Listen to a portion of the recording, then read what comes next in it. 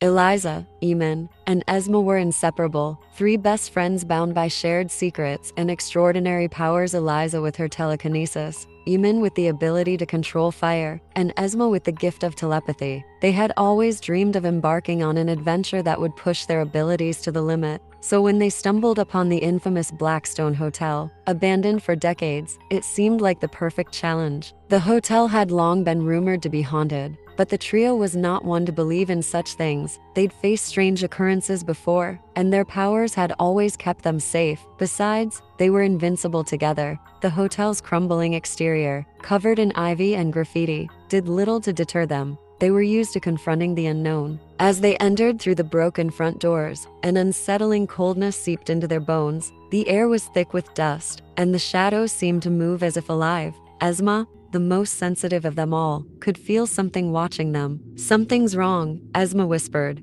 her voice tremulous as she scanned the dark corners of the lobby with her mind. "What is it?" Eliza asked, her hand tightening around the object she was using to focus her telekinetic abilities, a small stone she'd found outside. "I don't know," Esma said, her brow furrowing as she tried to probe deeper. "But there's something dark here, a presence." Eamon grinned, her pyrokinesis already lighting the tips of her fingers. "Let's burn the place down then." "Focus," Eliza said firmly. She moved her hand, and the stone in her grip lifted off the floor, swirling around her like a small, floating satellite. "We should explore first." As they ventured deeper into the hotel, the sound of footsteps echoed through the long, empty halls. Yet when they turned the corners, there was nothing, no one. The flickering lights overhead cast long, haunting shadows, but it was the strange whispers in the distance that unnerved them the most. Suddenly, a door slammed shut behind them. The sound reverberated through the halls like a scream. Eamon spun around, her hand erupting with flame, lighting up the hallway. "Who's there?"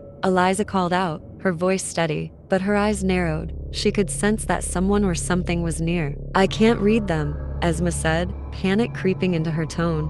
"There's something blocking my mind. It's like they're hiding from me." The three friends exchanged uneasy glances. "Maybe we should leave," Eamon said, her fiery aura fading as she stepped back toward the exit. But before they could move, the floor beneath them trembled. A deep, guttural growl filled the air. The walls began to shift, the hotel itself seemingly alive, as if it had a mind of its own. Suddenly, a dark figure emerged from the shadows, a tall, thin man in tattered clothing, his face pale and hollow. He grinned at them, revealing rows of sharp, broken teeth. "You shouldn't have come," he hissed, his voice distorted, like 1,000 whispers combined. The man reached out, and in that instant, everything around them collapsed. The hotel seemed to fold in on itself, walls shifting, doors vanishing, and the lights flickering out completely. The friends were separated, each plunged into a different part of the hotel. Eliza tried to use her telekinesis to move the walls, but the force pushing against her was stronger than anything she'd felt before.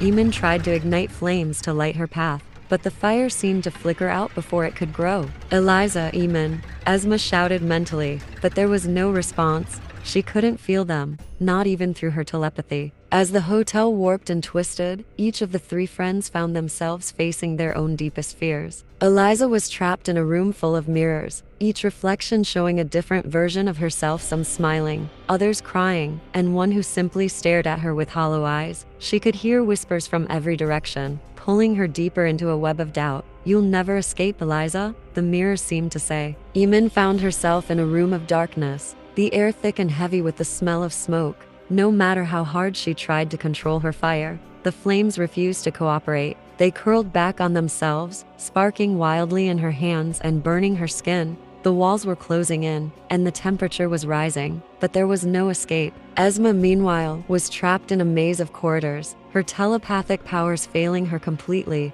The voices she heard were no longer hers or her friends', they were alien, otherworldly, speaking in languages she didn't understand. She could feel the presence closing in on her, feeding off her fear. In a moment of desperation, Esma closed her eyes, trying to connect with her friends mentally one last time. And then there was a flicker, a whisper from Eliza's mind. "Esma, we're not alone here. He's inside us." Esma's heart skipped a beat.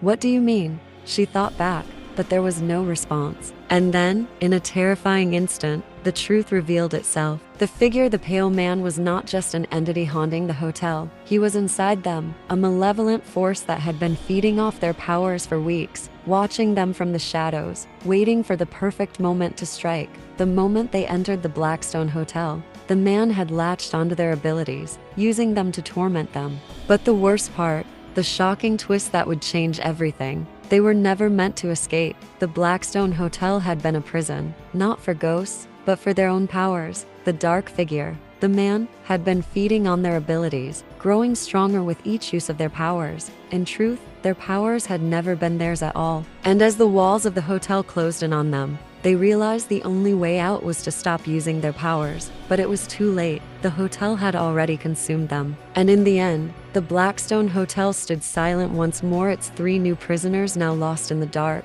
forever bound to the twisted halls of a place that thrived on fear.